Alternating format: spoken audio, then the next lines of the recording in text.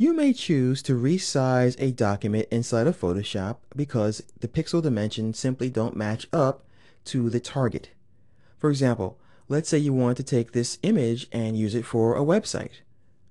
I'm going to go to the Image menu and I'll choose Image Size so I can see the pixel dimensions.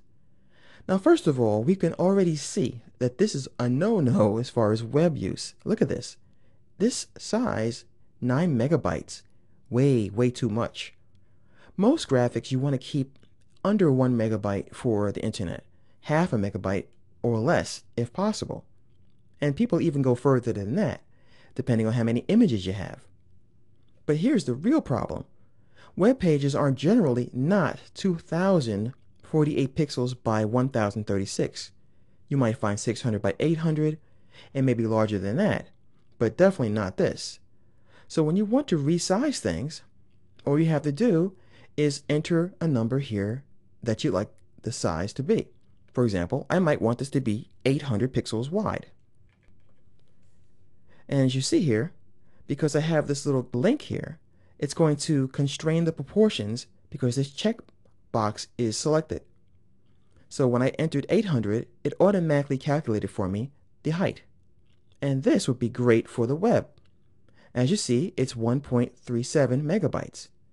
Now the cool thing about this, which I'll share with you later on, is that there's yet another way we can save this file and squish down the size here even further and retain great quality for use on the web.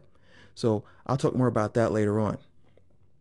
But for now, the difference between 9 megabytes, as you see in the parentheses, was 9 megabytes.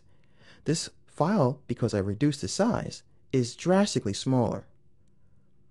So if I deselect constrained proportions, I can then change these numbers independently and the other number won't change.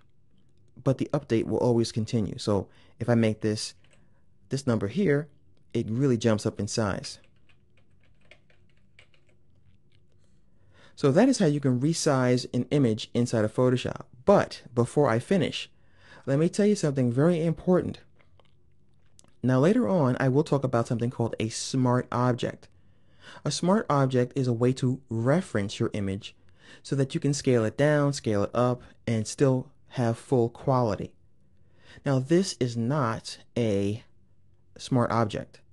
So I'm going to show you something here. I'm going to go to image size again, and I'm going to decrease the size of this very dramatically.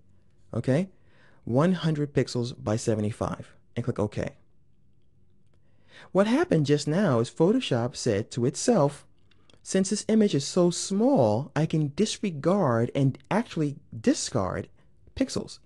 So those pixels are gone. If I want to scale up again by going to image size, and let's say I want to bring this back to 2000 pixels. See how blurry it is? Now Photoshop has to guess as to what pixels used to be in this image. So scaling up is something you definitely do not want to do to a document. Scaling down is always preferable. So keep that in mind. Scaling up is always going to make Photoshop have to interpolate and guess on its own what pixels were next to the pixel that used to be there when you scaled it down.